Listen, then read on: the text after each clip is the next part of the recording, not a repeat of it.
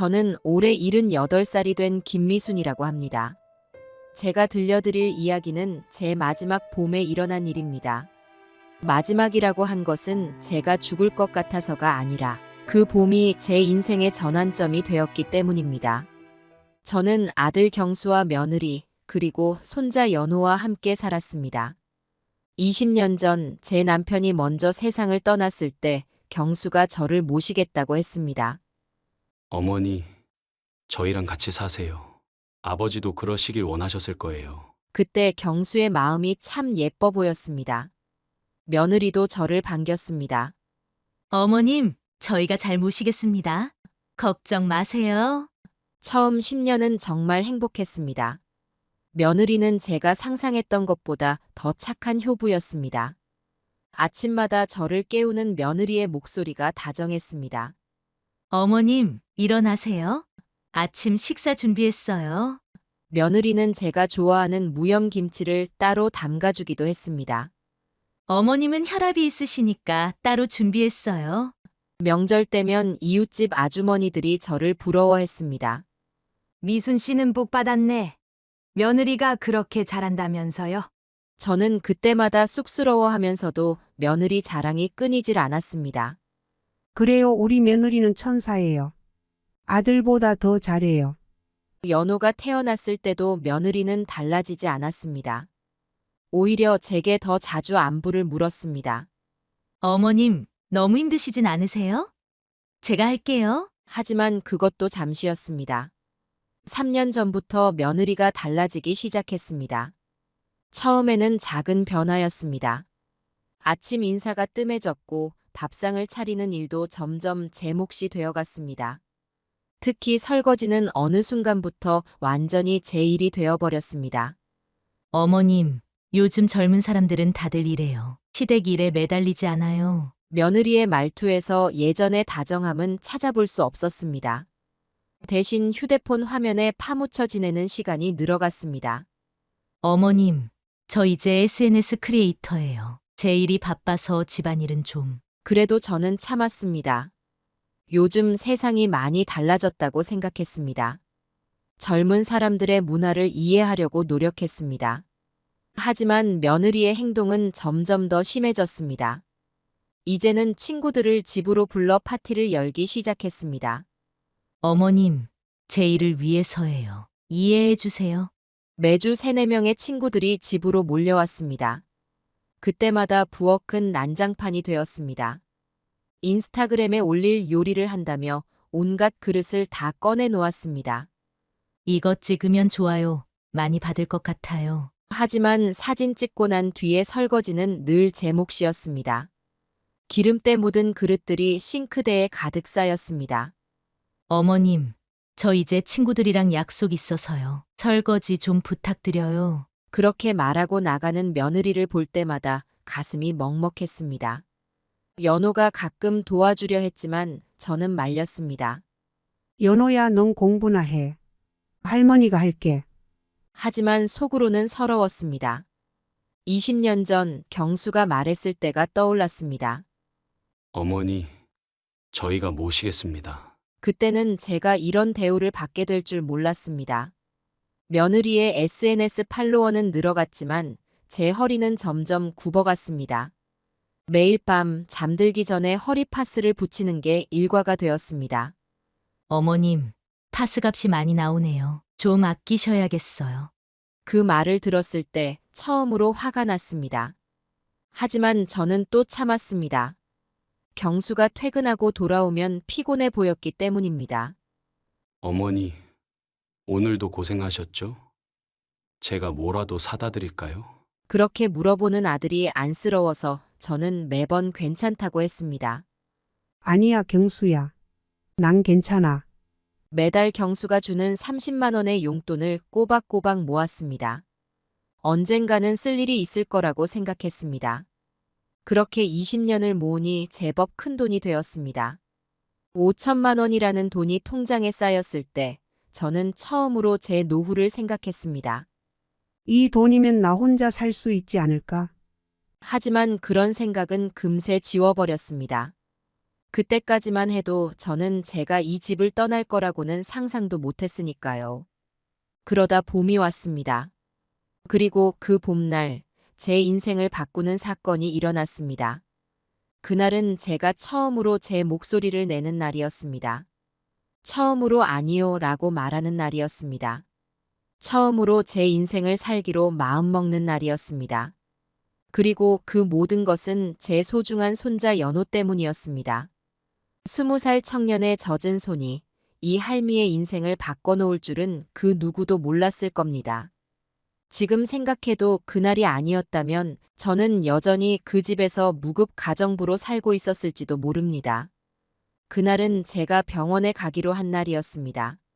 아침부터 허리가 여느 때보다 더 아팠습니다. 며느리는 어디 갔는지 보이지도 않더군요. 정형외과에 도착하니 사람이 많았습니다. 2시간을 기다려서야 진료를 받을 수 있었습니다. 할머니, 이제 무거운 것 절대 들면 안 됩니다. 당분간은 쉬셔야 해요. 의사 선생님의 말씀이 간절했습니다. 진통제를 처방해 드릴 테니 꼭 드시고 쉬세요. 특히 설거지같이 허리를 굽히는 일은 피하셔야 합니다. 집으로 돌아오는 길이 유난히 힘들었습니다. 버스에서 내려 아파트까지 가는 10분이 마치 1시간처럼 느껴졌습니다. 현관문을 열자 시끌벅적한 소리가 들렸습니다. 언니, 이거 찍으면 진짜 예쁘겠다. 그래, 이 구도로 찍어볼까? 이번엔 디저트 컷을 찍어보자. 며느리의 친구들 목소리였습니다. 겨우 신발을 벗고 안으로 들어가니 부엌이 보였습니다. 제 다리가 휘청거릴 정도로 그릇이 쌓여 있었습니다. 식탁에는 케이크와 과일, 파스타 등이 어지럽게 놓여 있었습니다. 어머님, 오셨어요? 저희 이제 카페 가려고요. 설거지 좀 부탁드릴게요. 며느리는 그렇게 말하고는 가방을 챙겼습니다. 저는 한숨을 쉬며 주방으로 향했습니다. 그때 연호가 방에서 나왔습니다. 할머니, 병원은 잘 다녀오셨어요? 연호의 목소리에는 진심 어린 걱정이 담겨 있었습니다. 그래, 연호야. 제 목소리가 떨렸습니다. 할머니, 어디 많이 아프세요? 연호가 다가왔습니다. 저는 괜찮다고 하려 했습니다. 늘 그랬듯이 아무렇지 않은 척하려 했습니다. 하지만 그날따라 유난히 다리에 힘이 풀렸습니다. 주방 의자에 털썩 앉고 말았습니다. 할머니, 연호가 놀라서 달려왔습니다. 할머니, 많이 아프시죠? 제가 설거지 할게요. 그 말에 저는 고개를 절레절레 저었습니다. 안 돼, 너는 공부해야지. 하지만 연호는 이미 설거지 장갑을 끼고 있었습니다. 할머니는 좀 쉬세요. 의사 선생님이 뭐라고 하셨어요? 연호의 말에 저는 눈물이 났습니다. 쉬라고 하셨다. 제 목소리가 떨렸습니다. 연호는 묵묵히 설거지를 시작했습니다. 그릇에 묻은 기름때를 열심히 닦아내는 모습이 보였습니다. 20살 청년의 젖은 손이 마음에 걸렸습니다.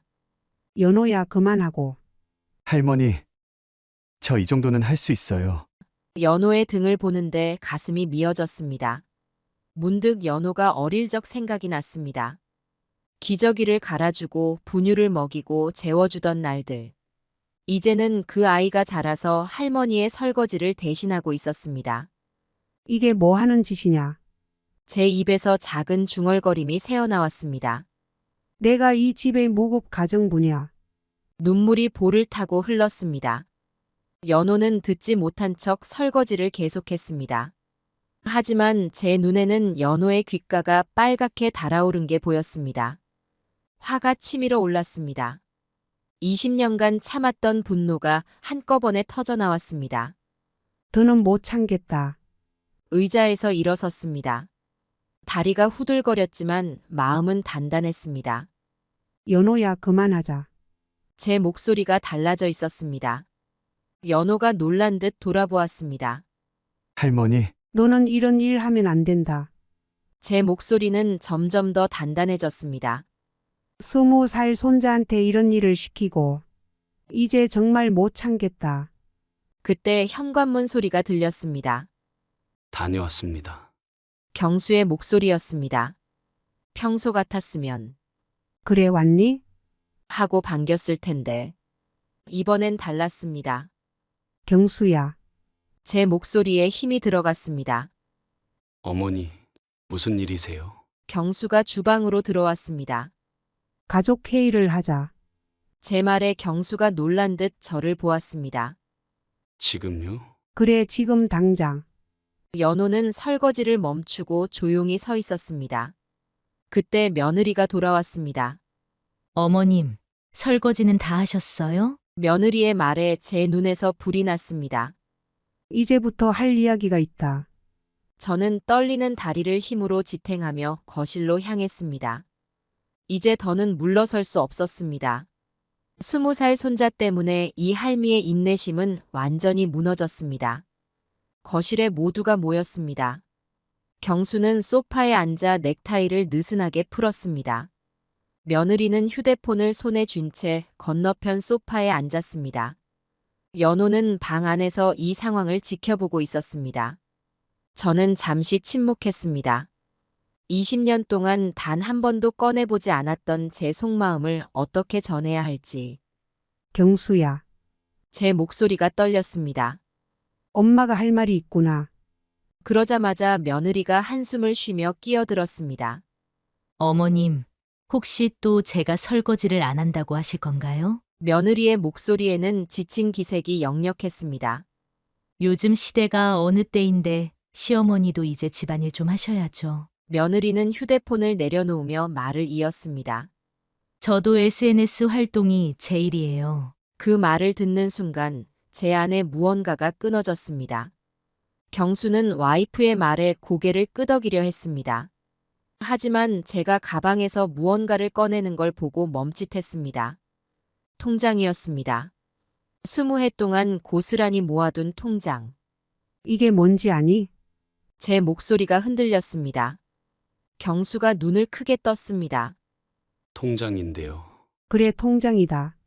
저는 깊은 숨을 내쉬었습니다. 너가 매달 준 용돈 30만 원 20년 동안 한 푼도 쓰지 않고 모았다. 며느리의 표정이 달라졌습니다. 어머님, 그걸 왜? 5천만 원이다. 제 말에 방 안이 조용해졌습니다. 이게 무슨... 경수가 말을 더듬었습니다. 왜 그동안 한 푼도 안 쓰셨어요? 며느리가 물었습니다. 저는 잠시 눈을 감았습니다. 지난 20년의 시간이 주마등처럼 스쳐 지나갔습니다. 이런 날이 올 것 같았다. 제 목소리가 점점 단단해졌습니다. 내가 이 집에서 무슨 대우를 받을지 어렴풋이 알고 있었나 보다. 어머니, 경수가 놀란 목소리로 불렀습니다. 이제 다들 내 얘기 좀 들어보겠니? 저는 조용히 입을 열었습니다. 나는 20년 전 너희와 함께 살기로 했을 때 정말 행복했단다. 목구멍이 메었지만 저는 계속 말을 이었습니다. 처음 10년은 정말 좋았지. 잠시 숨을 고르고 다시 말했습니다. 하지만 지금은 내가 이 집의 무급 가정부가 된 것 같구나. 어머님, 며느리가 벌떡 일어났습니다. 그런 말씀 하시면 안 되죠. 하지만 저는 멈추지 않았습니다. 왜 안 되는데? 제 목소리가 높아졌습니다. 사실이잖아. 통장을 탁자 위에 올려놓았습니다. 이걸 보면 알 수 있지. 무슨? 월급으로 치면 30만 원. 저는 천천히 하나하나 짚어가며 말했습니다. 아침 식사 준비, 점심 식사 준비, 저녁 식사 준비, 어머니, 그건 빨래, 청소, 설거지. 저도 바빠서. 연호 어릴 때는 기저귀도 갈아주고 분유도 먹이고. 말을 하다 보니 눈물이 났습니다. 하지만 이번엔 슬픈 눈물이 아니었습니다. 분노의 눈물이었습니다. 이게 다 월급 30만 원짜리 일이니? 방 안이 쥐 죽은 듯 조용해졌습니다. 경수는 고개를 숙였습니다. 며느리는 입술을 깨물었습니다. 오늘 내가 병원에 다녀왔다. 제 목소리가 다시 떨렸습니다. 의사 선생님이 그러시더구나. 허리 굽히는 일은 절대 하지 말라고. 연호가 방에서 나와 제 옆에 섰습니다. 그런데 내가 오니까 목이 메었습니다. 싱크대에 그릇이 산더미처럼 쌓여 있더구나. 며느리의 얼굴이 붉어졌습니다. 그리고 우리 연호가 연호의 손을 잡았습니다. 20살 손자가 할머니 대신 설거지를 하고 있었어. 경수가 놀라서 연호를 보았습니다. 연호야, 너가 아들, 넌 조용히 해. 제가 경수의 말을 자르고 말했습니다. 이제부터가 중요한 얘기다. 통장을 집어들었습니다. 나는 이제 내 인생을 살려고 해. 어머니, 이 돈이면 작은 원룸이라도 구할 수 있겠지? 경수가 벌떡 일어났습니다. 어머니, 무슨 말씀을... 나가서 살려고. 단호하게 말했습니다. 더는 이 집의 가정부로 살고 싶지 않아. 며느리가 당황한 목소리로 말했습니다. 어머님, 저희가 뭐 잘못한 게 있다면 잘못은 나야. 제가 말을 잘랐습니다. 20년 동안 이런 걸 참고 산 내가 잘못이지. 일어서려는데 다리가 휘청거렸습니다. 연호가 얼른 제 팔을 잡았습니다. 할머니, 연호의 눈에도 눈물이 고여 있었습니다. 이제 됐다. 깊은 한숨을 내쉬었습니다. 나는 내일 이 집을 나갈 거야. 어머니, 할머니, 동시에 외치는 소리가 들렸습니다. 하지만 제 마음은 이미 정해져 있었습니다. 연호야, 할미 방에 가서 짐 좀 챙기는 거 도와주겠니? 연호는 말없이 고개를 끄덕였습니다. 저는 떨리는 다리로 일어섰습니다. 뒤에서 경수와 며느리가 뭐라고 하는 소리가 들렸습니다. 하지만 더는 듣고 싶지 않았습니다. 이제는 제 인생을 살 시간이었으니까요. 통장을 꼭 쥐고 방으로 향했습니다. 20년 만에 해방이었습니다. 비록 떨리는 발걸음이었지만 제 마음만큼은 단단했습니다. 이제는 정말 제 삶을 살 시간이었습니다. 그날 밤 연호가 제 방으로 찾아왔습니다. 할머니, 정말 가실 거예요? 연호의 목소리가 떨렸습니다. 그래, 할미는 이제 가야 해. 작은 캐리어에 짐을 챙기기 시작했습니다. 남편과 찍은 사진 한 장, 연호의 돌 사진, 그리고 오래된 한복. 20년의 세월이 고작 캐리어 하나로 정리되었습니다. 할머니, 어디로 가실 건데요? 연호의 눈에 눈물이 고였습니다. 할미가 며칠 전에 봐둔 곳이 있어. 사실 한 달 전부터 부동산을 알아보고 있었습니다. 역에서 가까운 작은 원룸이었습니다. 연호야, 할미 주소는 너한테만 알려줄게. 연호의 손을 꼭 잡았습니다. 다른 사람한테는 절대 알려주면 안 돼. 연호는 고개를 끄덕였습니다. 그날 밤 이상하게도 잠이 잘 왔습니다. 20년 만에 처음으로 편안한 마음으로 잠들었습니다. 다음 날 새벽 동이 트기도 전에 일어났습니다. 아직 가족들은 모두 자고 있었습니다. 연호만 일어나 현관까지 배웅해 주었습니다. 할머니, 너무 걱정하지 마세요. 연호가 제 캐리어를 들어주었습니다. 할머니 없으면 제가 설거지 할게요. 그 말에 제 마음이 아팠습니다. 연호야, 그러지 마. 연호의 어깨를 잡았습니다. 너가 설거지하는 걸 보고 할미가 이런 결심을 한 거야. 할머니, 이제는 너의 인생을 살아야지. 현관문을 열었습니다. 새벽 공기가 차가웠습니다. 하지만 제 마음은 따뜻했습니다. 연호야, 다음 주에 할미 집에 놀러 와. 그렇게 말하고 돌아섰습니다. 뒤에서 연호의 훌쩍이는 소리가 들렸습니다. 하지만 돌아보지 않았습니다. 이제는 제 인생을 살아야 했으니까요. 봄날 새벽, 제 인생의 새로운 장이 시작되었습니다. 원룸 복덕방 아저씨가 열쇠를 건넸습니다.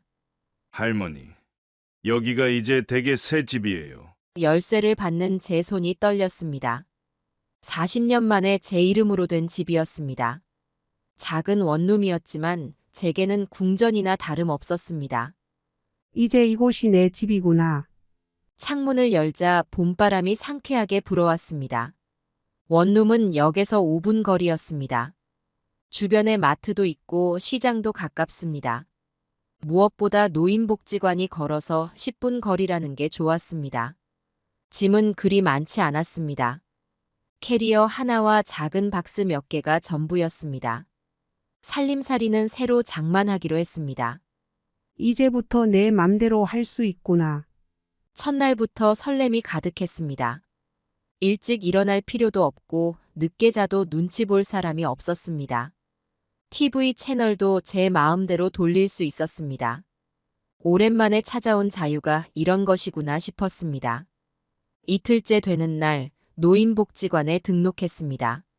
어머, 처음 오셨네요. 복지관 선생님이 반갑게 맞아주셨습니다. 네, 이제 제 인생을 시작하려고요.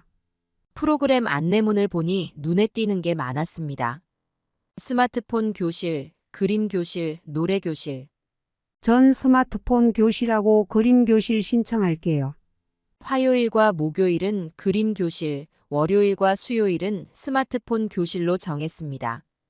처음 하는 일이라 모든 게 서툴렀습니다. 스마트폰 교실에서는 손가락이 잘 움직이지 않았습니다. 선생님, 카톡은 어떻게 보내는 거예요? 한글 자판 치는 것도 힘들었습니다. 하지만 하루하루 배우다 보니 조금씩 늘었습니다. 일주일 만에 연호와 카톡을 주고받을 수 있게 되었습니다. 그림 교실도 재미있었습니다.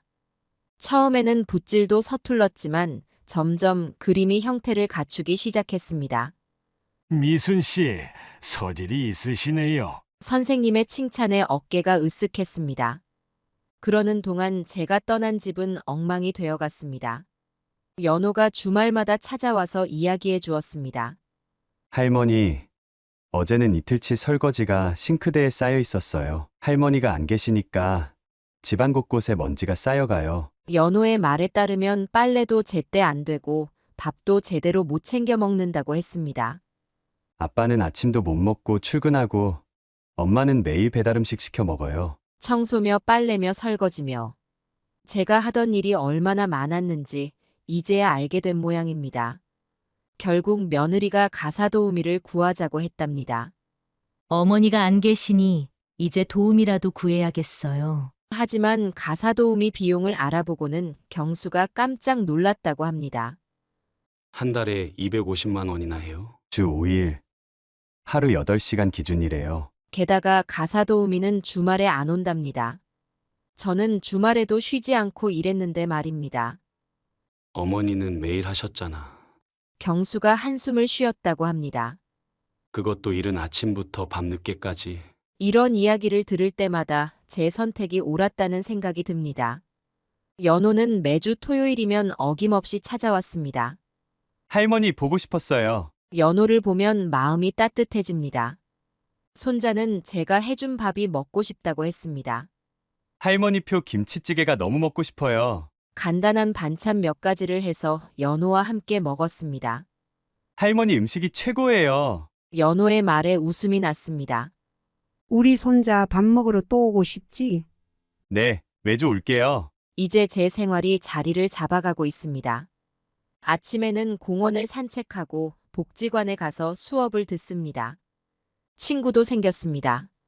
그림 교실에서 만난 박순자 씨와 특히 친해졌습니다. 미순 씨는 정말 대단하셔요. 왜요? 그런 결정을 하시다니. 이제는 복지관 친구들과 점심도 같이 먹습니다. 수다도 떨고 웃음소리가 끊이질 않습니다. 이런 게 행복이구나 싶습니다. 작은 원룸이지만 제 맘대로 할 수 있어 좋습니다. 청소는 제가 하고 싶을 때 하면 되고 빨래도 제 맘대로 합니다. 설거지를 미뤄도 눈치 볼 사람이 없습니다. 이제 진짜 제 인생이 시작된 것 같습니다. 78년 만에 찾아온 자유. 이제야 제 인생을 살고 있다는 생각이 듭니다. 토요일 아침, 연호가 제 원룸을 찾아왔습니다. 할머니, 아빠가 가사도우미 계속 고민 중이에요. 연호의 말에 저는 귀를 기울였습니다. 아빠는 돈 때문에 한숨만 쉬더라고요. 연호는 제게 집안 사정을 하나하나 전해주었습니다. 빨래가 산더미처럼 쌓여 있어요. 엄마가 어떻게 해야 할지 모르겠다고 하더라고요. 냉장고도 텅 비어 있고 반찬도 없어서 아직도 매일 배달만 시켜 먹어요. 집에서 밥 먹기 싫어요. 연호의 이야기를 들으며 저는 가만히 앉아 있었습니다. 일주일 뒤 연호가 또 찾아왔습니다. 할머니, 이제 엄마가 SNS도 안 해요. 그래? 왜? 집안일 하느라 너무 바쁘대요. 요즘은 친구들도 안 만나요. 연호는 이어서 말했습니다. 근데 엄마가 자꾸 실수를 해요. 그릇 정리도 잘 못하고, 빨래도 자꾸 잘못 깨고, 저는 묵묵히 듣고만 있었습니다. 그러던 어느 날 복지관에 가는 길에 옛날 이웃을 만났습니다.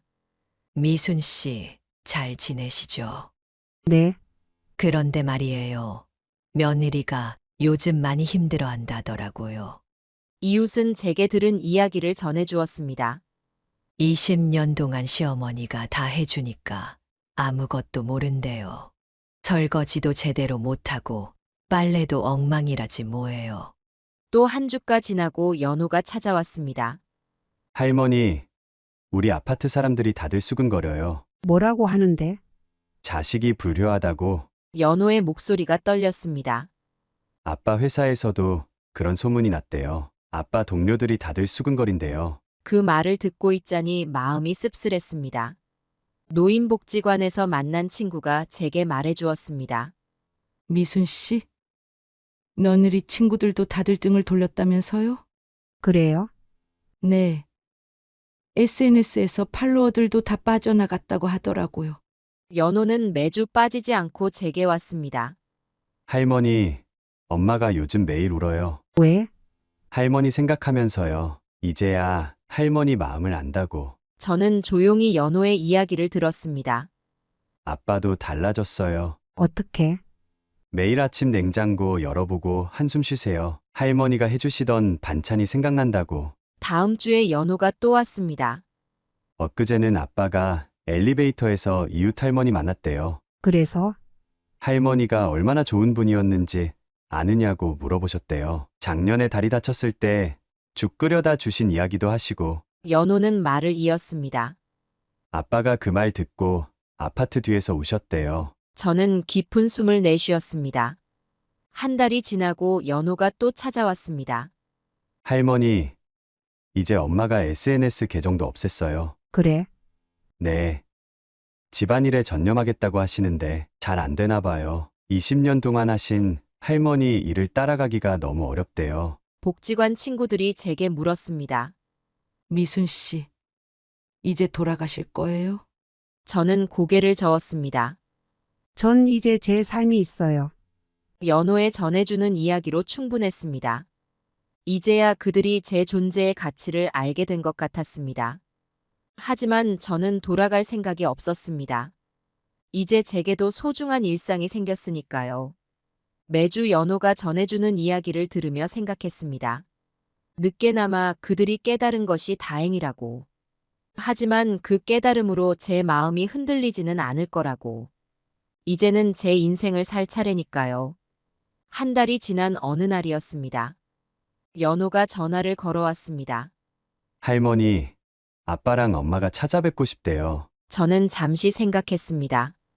그래, 언제 올 거니? 이번 주말에요. 토요일 아침 경수와 며느리가 제 원룸을 찾아왔습니다. 현관문을 열자마자 무릎을 꿇었습니다.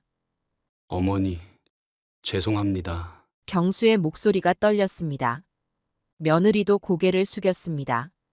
어머님, 저희가 잘못했어요. 저는 그들을 물끄러미 바라보았습니다. 일어나서 앉아라. 작은 식탁에 마주 앉았습니다.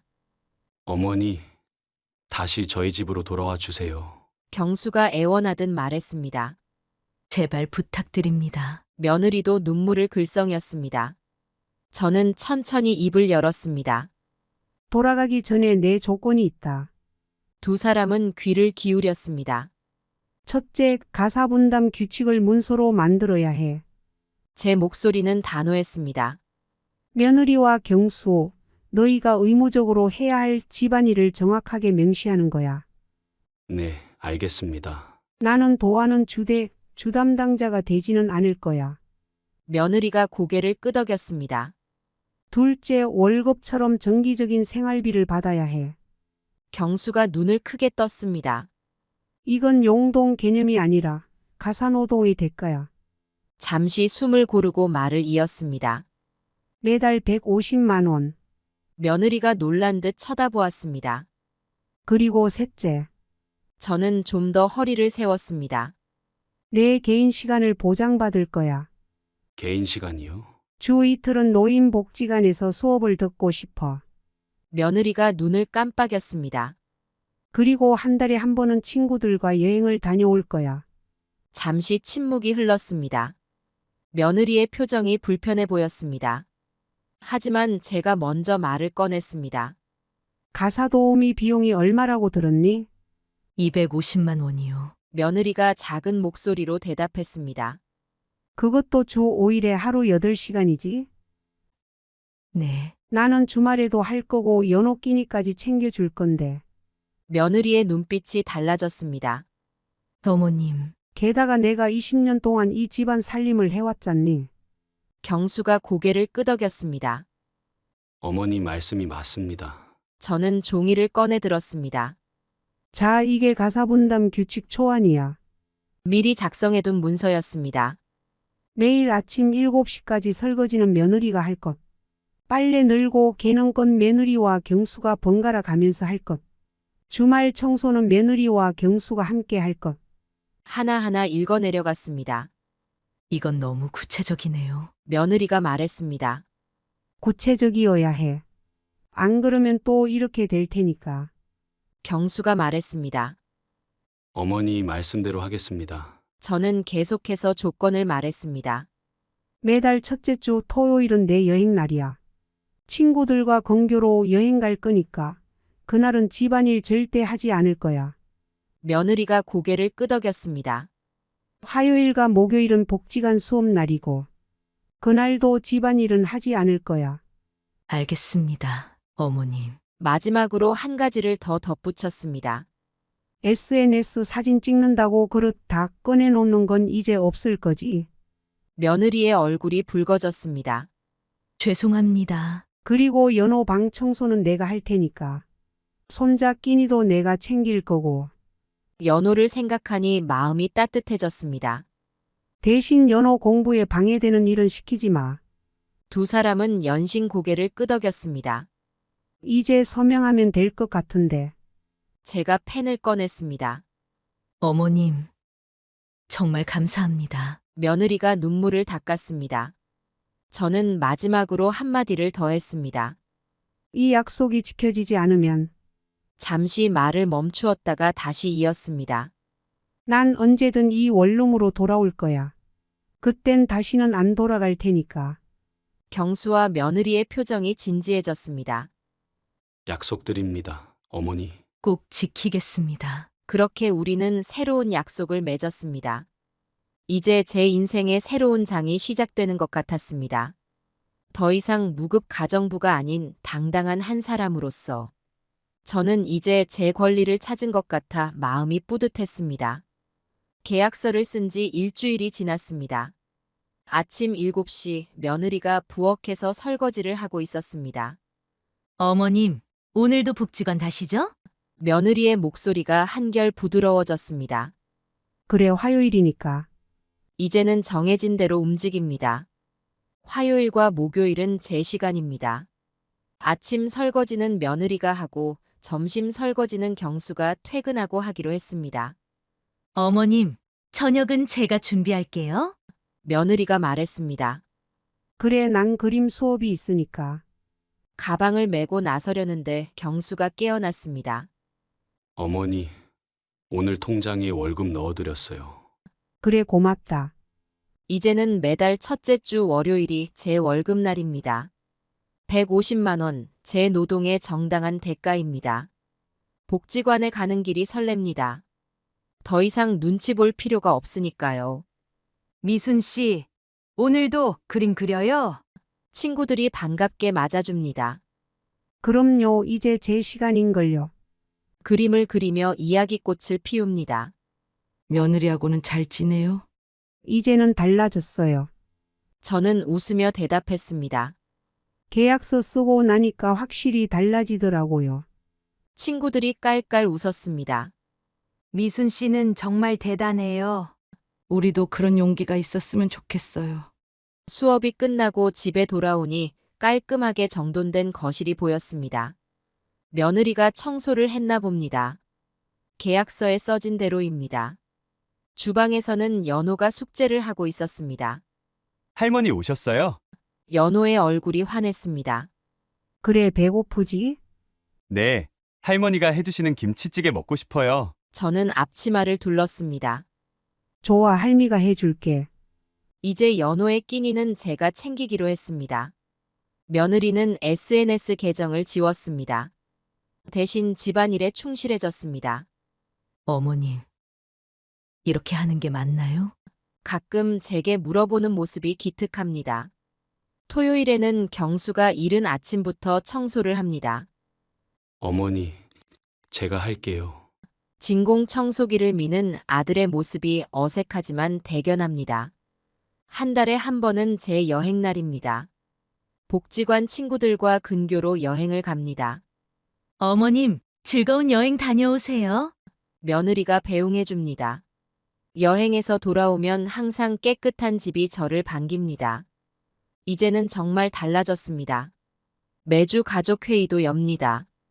이번 주는 어떠셨어요, 어머님? 며느리가 먼저 물어봅니다. 불편한 점은 없으셨죠?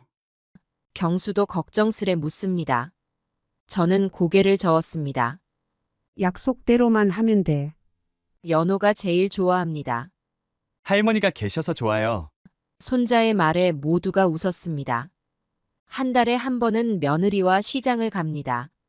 어머님, 이 김치는 어떠세요? 그래, 괜찮아 보이네. 이제는 함께 장을 보며 이야기도 나눕니다. 경수는 매주 일요일 아침이면 제 방 청소를 합니다. 어머니, 제가 해드릴게요. 아들의 마음이 느껴집니다. 가끔 예전 생각이 납니다. 하지만 지금이 더 좋습니다. 서로를 존중하는 마음이 생겼으니까요. 복지관 친구들이 물어봅니다. 미순 씨, 정말 잘 지내세요? 그럼요, 이제는 제 권리를 찾았으니까요. 친구들은 제 이야기를 들으며 감탄합니다. 가사노동의 가치를 인정받다니 대단하시네요. 매일 저녁 식탁에 온 가족이 모입니다. 어머님이 해주시는 밥이 최고예요. 며느리가 진심으로 말합니다. 경수도 이제는 제 눈치를 살핍니다. 어머니, 피곤하시면 제가 설거지 할게요. 이런 게 진정한 가족이구나 싶습니다. 계약서 덕분일까요? 아니면 서로를 이해하게 되어서일까요? 이제 우리 집에는 웃음이 가득합니다. 특히 연호가 행복해 보입니다. 할머니, 우리 집이 제일 좋아요. 손자의 말에 가슴이 따뜻해집니다. 이제는 정말 제 삶을 사는 것 같습니다. 가족들도 저를 한 사람으로 존중해 주니까요. 달력에 제 일정이 빼곡히 적혀 있습니다. 화요일과 목요일은 복지관. 토요일은 연호와의 시간. 한 달에 한 번은 여행. 그리고 매일매일이 소중한 나의 시간. 이제야 진정한 봄이 온 것 같습니다. 이제 저는 압니다. 봄날의 꽃들이 피어나기까지 얼마나 긴 겨울을 견뎌야 하는지를. 20살 손자의 젖은 손이 제게 가져다 준 용기가 얼마나 큰 선물이었는지를. 세월이 흘러도 변치 않는 것이 있습니다. 내 아들의 어깨가 늘 아버지를 닮아가는 것처럼 연호의 마음씨는 늘 그 아버지를 닮아가고 있습니다. 이제는 압니다. 침묵이 때로는 금이 아니라 녹슬어가는 쇠일 수 있다는 것을. 참는 것이 미덕이 아니라 자신을 버리는 일일 수 있다는 것을. 78년을 살았지만 진정한 봄은 지금입니다. 내 목소리를 내는 법을 배웠고 내 권리를 찾는 법을 알았으며 내 시간의 주인이 되는 법을 깨달았습니다. 복지관 창가에 앉아 그림을 그리며 문득 깨달았습니다. 인생이란 캠퍼스에 내가 원하는 색으로 내 마음대로 그려도 된다는 것을. 이제 저는 봄입니다. 늦게 피어난 벚꽃처럼 조금 늦었지만 더욱 찬란한 봄입니다. 저는 이연심이라고 합니다. 올해 71살이 됐어요. 남편과는 3년 전에 사별하고 지금은 혼자 살고 있답니다. 매일 아침 일찍 일어나는 게 습관이 됐어요. 잠에서 깨면 가장 먼저 하는 일이 창문을 열고 바깥 공기를 마시는 거예요. 그러고 나면 엉금엉금 부엌으로 가서 따뜻한 물 한 잔을 마셔요. 남편이 살아있을 때는 둘이 함께 아침 운동을 다녔는데 이제는 혼자 가니까 쓸쓸하더라고요. 그래도 매일 아침 7시면 어김없이 동네 공원으로 나갑니다. 처음에는 혼자 걷는 게 외로웠는데 이제는 공원에서 만나는 이웃들과 인사를 나누는 게 소소한 즐거움이 됐어요. 안녕하세요, 이연심 씨. 좋은 아침이에요. 이렇게 인사를 주고받으면 그래도 살아있다는 느낌이 들어요. 어느 날은 공원 벤치에 앉아 있는데 오랜만에 김금자 씨를 만났어요. 예전에 같은 아파트에 살던 친구인데 아들네 집으로 이사를 가서 못 봤거든요.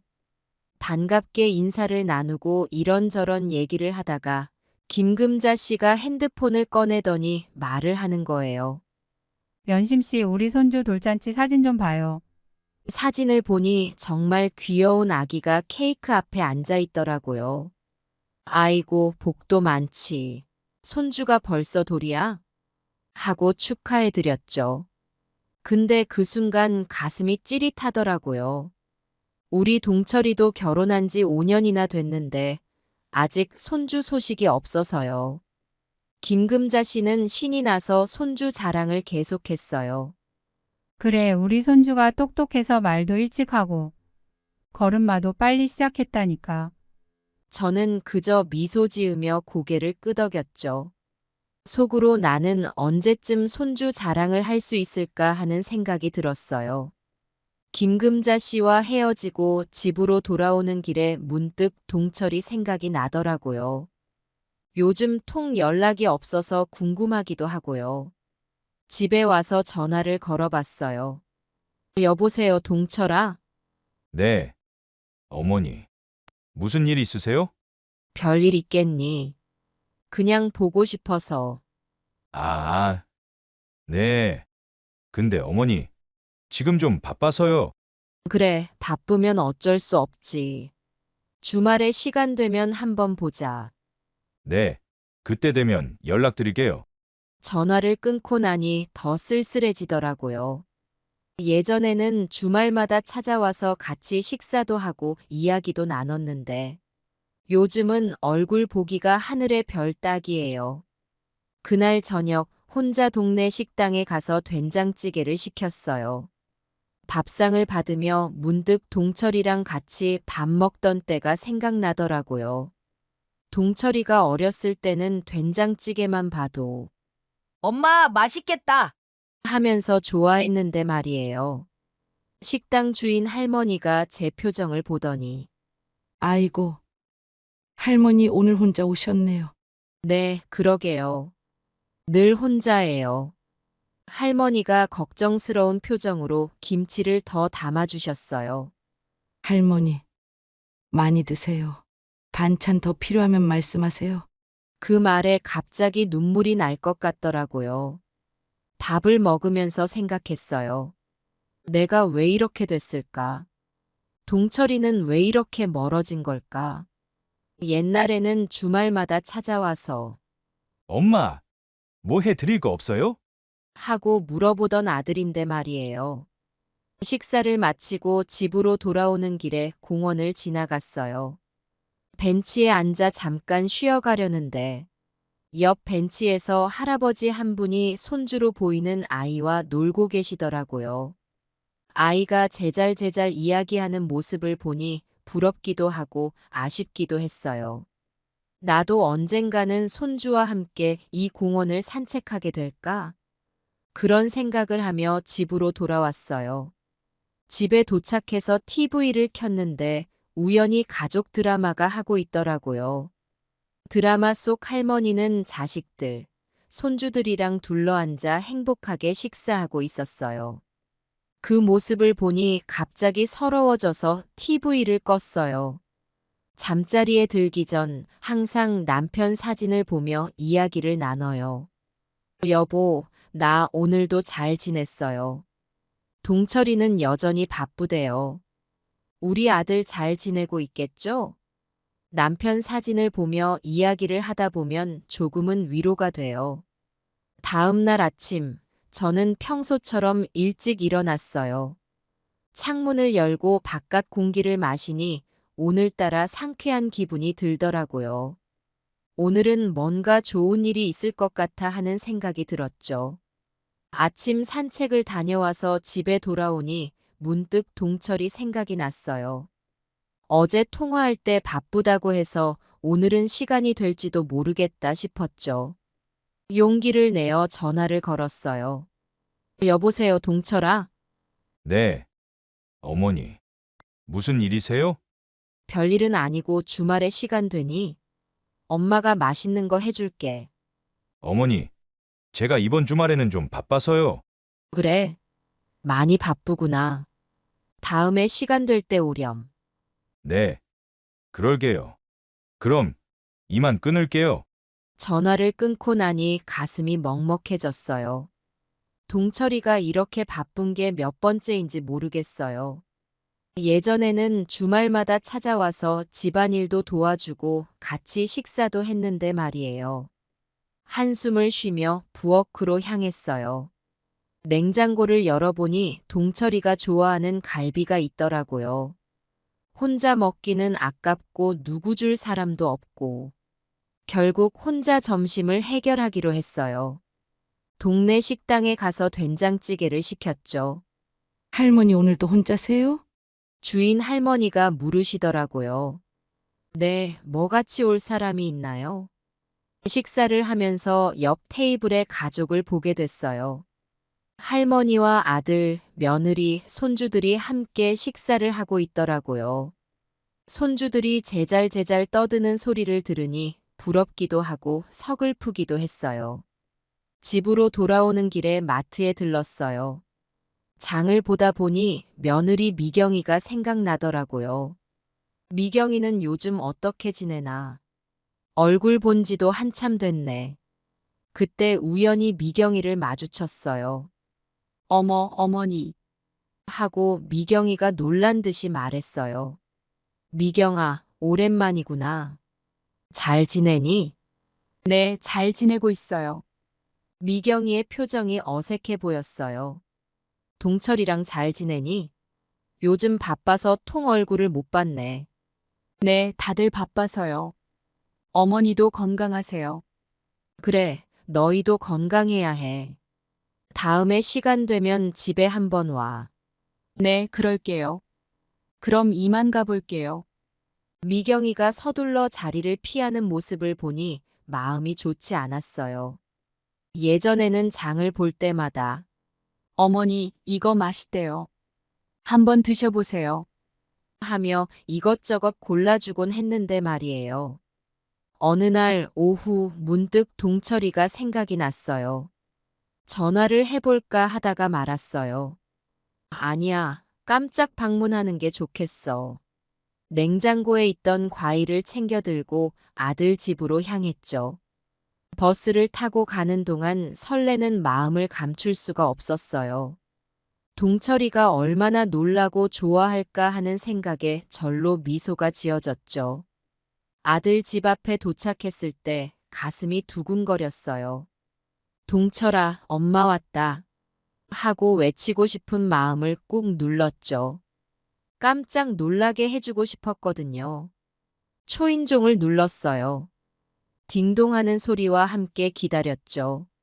하지만 아무도 나오지 않았어요. 그런데 이상하게도 안에서 TV 소리가 들리는 것 같았어요. 동철아, 미경아, 엄마 왔다. 하고 문을 두드렸어요. 그러자 안에서 뭔가 부스럭거리는 소리가 들렸어요. 분명 누군가가 있는 것 같았죠. 동철아, 문 좀 열어줘. 엄마야.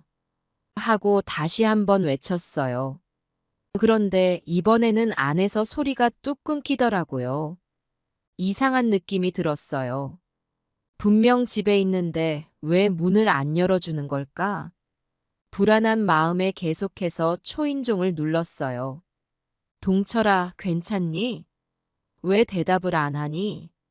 걱정되는 마음에 목소리가 점점 커졌어요. 그때였어요. 안에서 동철이의 목소리가 들렸어요. 어머니, 지금은 좀 곤란해요. 나중에 연락드릴게요. 그 말을 듣는 순간 가슴이 철렁 내려앉는 것 같았어요. 내 아들이, 내 동철이가 이럴 수가 있나. 동철아, 왜 그러니? 엄마가 왔는데 문도 안 열어주고 무슨 일 있니? 떨리는 목소리로 물었어요. 하지만 대답은 돌아오지 않았어요. 대신 안에서 속삭이는 소리만 들렸죠. 아마도 동철이와 미경이가 뭔가 의논하는 것 같았어요. 한참을 그렇게 서 있었어요. 문이 열리기를 바라면서요. 하지만 끝내 문은 열리지 않았어요. 동철아, 엄마 갈게. 다음에 올게. 눈물을 삼키며 그렇게 말했어요. 무거운 발걸음을 옮기며 엘리베이터로 향했어요. 그 짧은 거리가 왜 그렇게 멀게 느껴지던지. 엘리베이터 안에서 눈물이 왈칵 쏟아졌어요. 내가 뭘 잘못했나? 왜 내 아들이 이럴까? 온갖 생각이 머릿속을 스쳐 지나갔죠. 집으로 돌아오는 길, 가져갔던 과일이 무겁게 느껴졌어요. 버스 안에서도 눈물이 멈추지 않았어요. 다행히 늦은 시간이라 사람들이 많지 않았죠. 집에 도착해서 현관문을 열었을 때 문득 동철이가 어렸을 때 생각이 났어요. 그 생각을 하니 또 눈물이 나더라고요. 한숨을 쉬며 거실로 들어갔어요. TV를 켰지만 아무것도 눈에 들어오지 않았어요. 오늘 있었던 일이 자꾸 떠올라서 집중할 수가 없었죠. 내가 모르는 무슨 일이 있는 걸까? 온갖 생각이 머릿속을 맴돌았어요. 저녁을 먹으려고 했지만 도저히 식욕이 없었어요. 대신 따뜻한 물 한 잔을 마시며 마음을 달래보려 했죠. 남편 사진 앞에 앉아 오늘 있었던 일을 이야기했어요. 여보, 우리 동철이가 엄마를 외면해요. 내가 뭘 잘못한 걸까요? 잠자리에 들어서도 잠을 이룰 수가 없었어요. 자꾸만 동철이의 목소리가 귓가에 맴돌았거든요.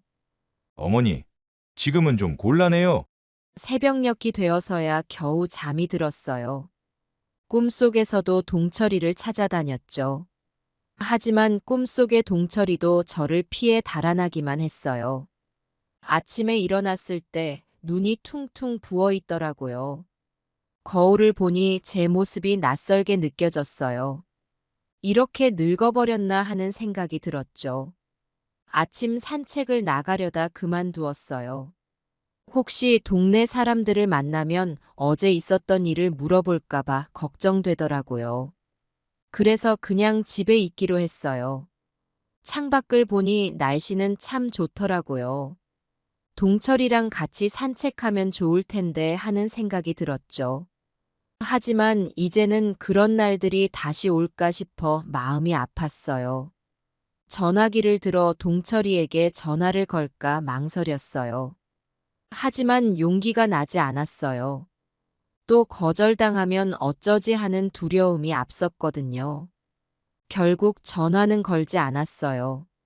대신 옛날 앨범을 꺼내 동철이의 어린 시절 사진을 보았죠. 해맑게 웃고 있는 동철이를 보니 눈물이 또 나더라고요. 언제부터 이렇게 멀어진 걸까? 그 질문에 대한 답을 찾지 못한 채 저는 그렇게 하루를 보냈답니다. 며칠이 지나고 마음을 추스르고 나니 집에만 있는 것도 답답해서 노인정에 나가봤어요. 평소에는 잘 가지 않았는데 이번엔 왠지 사람들과 이야기를 나누고 싶더라고요. 노인정 문을 열고 들어가니 여러 어르신들이 계시더라고요. 어머, 이현심 씨 오랜만이네. 박순자 씨가 반갑게 맞아주셨어요. 네, 오랜만에 왔어요. 다들 잘 지내셨죠? 자리에 앉아 이런저런 이야기를 나누다 보니 마음이 조금씩 풀리는 것 같았어요. 그러다 문득 김영호 할아버지가 이연심 씨, 왜 얼굴색이 안 좋아 보이나? 무슨 일 있었어? 하고 물으시더라고요. 그 말에 갑자기 눈물이 날 것 같았어요. 아, 그게 며칠 전에 동철이 집에 갔다 왔는데 하고 말을 꺼내려는데 목이 메어 말이 잘 나오지 않았어요. 왜 그래요? 무슨 일 있었어요? 박순자 씨가 걱정스럽게 물었죠. 저는 깊은 한숨을 내쉬고 그동안 있었던 일을 이야기했어요. 동철이 집에 갔는데 집에 있으면서도 문을 안 열어주더라고요. TV 소리도 들리고 움직이는 소리도 들렸는데 결국 지금은 곤란하다고 하면서 이야기를 하는 동안 눈물이 왈칵 쏟아졌어요. 주변 어르신들이 저를 둘러싸고 위로해 주셨어요. 아이고, 그랬구나. 많이 속상했겠어. 요즘 젊은 것들이 다 그래. 우리 자식들도 별반 다르지 않아. 그때 김영호 할아버지가 말씀하셨어요. 이연심 씨, 내 얘기 좀 들어볼래? 나도 비슷한 경험이 있어. 김영호 할아버지는 자신의 경험을 이야기해 주셨어요. 우리 딸이 결혼하고 나서 연락이 뜸해지더라고. 처음엔 이해했지. 새 살림 꾸리느라 바쁘겠지 싶어서. 근데 시간이 지나도 연락이 없는 거야. 그래서 어느 날 나도 딸 집에 불쑥 찾아갔어. 근데 이연심 씨처럼 나도 문을 열어주지 않더라고. 안에서 소리가 들리는데도 말이야. 그때부터 일주일에 한 번씩 딸 집 앞에서 기다렸어. 아침부터 저녁까지 딸이 나오면 만나고 안 나오면 그냥 돌아오고 그렇게 한 달을 했나. 어느 날 딸이 울면서 나왔어. 아버지, 죄송해요 하면서. 알고 보니 우울증이 심해서 아무도 만나기 싫었대. 그동안 얼마나 힘들었을까 싶더라고. 김영호 할아버지의 이야기를 듣고 나니 마음이 조금 가라앉았어요. 아, 나만 이런 일을 겪는 게 아니구나 하는 생각이 들었죠. 다른 어르신들도 하나둘 자신의 경험을 이야기해 주셨어요. 어떤 분은 아들이 이사 갈 때 주소도 알려주지 않았다고 하시고, 또 어떤 분은 명절에도 연락 한 통 없었다고 하시더라고요. 그 이야기들을 들으며 제 마음도 조금씩 열렸어요. 그동안 혼자 끙끙 앓고 있었는데 이렇게 이야기를 나누니 마음이 한결 가벼워지네요. 박순자 씨가 제 손을 잡고 말씀하셨어요. 이연심 씨, 우리가 다 그렇게 살아온 거야. 자식 키우느라 고생하다가 늙어서 외로워지는 게 부모 팔자인가 봐. 하지만 그래도 희망을 잃지 말아야 해. 그래요. 이연심 씨, 시간이 지나면 아들도 변할 거예요. 우리 딸도 그랬잖아요. 김영호 할아버지도 거들어 주셨어요. 그 말들이 큰 위로가 되었어요. 혼자가 아니라는 생각, 이런 경험이 나만의 것이 아니라는 깨달음이 마음을 조금 편하게 해주었죠. 정말 고맙습니다, 여러분. 이렇게 이야기를 나누니 마음이 한결 나아지네요. 하고 감사 인사를 전했어요. 그날 이후로 노인정에 자주 나가게 되었어요. 사람들과 이야기를 나누다 보면 시간도 빨리 가고 외로움도 덜하더라고요. 가끔은 동철이 생각에 마음이 아플 때도 있었지만 그럴 때마다 노인정 친구들의 말이 떠올랐어요. 시간이 지나면 나아질 거야. 희망을 잃지 마. 그렇게 하루하루 버텨나갔어요. 아들을 원망하기보다는 이해하려고 노력했고 제 삶에 더 충실하려고 했죠. 노인정에서 새로운 취미도 배웠어요. 김영호 할아버지가 가르쳐 주신 태극권을 매일 아침 연습했고 박순자 씨와 함께 시 쓰기를 시작했어요. 이렇게 지내다 보니 마음의 상처가 조금씩 아물어가는 것 같았어요. 동철이를 기다리는 마음은 여전했지만 그 기다림이 예전처럼 고통스럽지만은 않았죠. 언젠가는 동철이도 마음을 열고 다시 찾아올 거야. 그때까지 나는 건강하게 잘 지내야지. 그렇게 다짐하며 하루하루를 보냈답니다. 달력을 넘기다 문득 동철이의 생일이 다가오고 있다는 걸 깨달았어요. 매년 챙겼던 아들의 생일을 올해는 어떻게 해야 할지 고민이 되더라고요. 찾아가도 문을 열어주지 않을 텐데 하는 생각에 마음이 무거웠죠. 하지만 이내 마음을 다잡았어요. 아니야, 그래도 엄마인데 생일을 그냥 넘길 순 없지. 며칠 전부터 정성껏 준비를 시작했어요. 동철이가 어렸을 때부터 좋아하던 미역국을 끓이고 좋아하는 반찬들도 만들었죠. 케이크도 직접 만들었어요. 생일 당일 설레는 마음으로 아들 집으로 향했어요. 버스를 타고 가는 동안 여러 가지 생각이 교차했죠. 이번엔 문 열어주면 좋겠다. 아니, 열어주지 않더라도 괜찮아. 그래도 엄마 마음은 전해질 거야. 아들 집 앞에 도착했을 때 잠시 망설였어요. 지난번 방문 때의 기억이 떠올라 가슴이 덜컥 내려앉았거든요. 하지만 용기를 내어 초인종을 눌렀어요. 동철아, 엄마야. 생일 축하하러 왔어. 떨리는 목소리로 말했어요. 하지만 대답은 없었어요. 다시 한번 초인종을 눌렀죠. 동철아, 미경아, 문 좀 열어줘. 엄마가 미역국 끓여왔어. 그때였어요. 안에서 작은 소리가 들렸어요. 누군가 움직이는 소리 같았죠. 동철아, 들리지? 엄마 왔다고. 문 좀 열어줘. 하지만 여전히 문은 열리지 않았어요. 안에 사람이 있다는 걸 알면서도 문을 열어주지 않는 아들을 생각하니 가슴이 미어졌어요. 한참을 그렇게 서 있었어요. 문이 열리기를 바라면서요. 결국 포기하고 음식을 문 앞에 두기로 했어요. 동철아, 엄마는 간다. 미역국이랑 케이크는 문 앞에 둘게. 맛있게 먹어. 떨리는 손으로 음식을 정리하고 편지도 함께 놓았어요. 편지에는 이렇게 적었죠. 우리 아들 동철아, 생일 축하해. 엄마가 정성껏 미역국 끓여왔어. 너가 어렸을 때부터 좋아하던 맛 그대로야. 케이크도 엄마가 직접 만들었어. 많이 서툴러서 모양은 예쁘지 않을지 모르지만 엄마의 사랑이 가득 담겼다고 생각하고 먹어줘. 항상 건강하고 행복하길 바란다. 사랑한다, 우리 아들. 편지를 놓고 돌아서는데 눈물이 왈칵 쏟아졌어요. 엘리베이터를 타고 내려가는 동안 울음을 참느라 힘들었죠.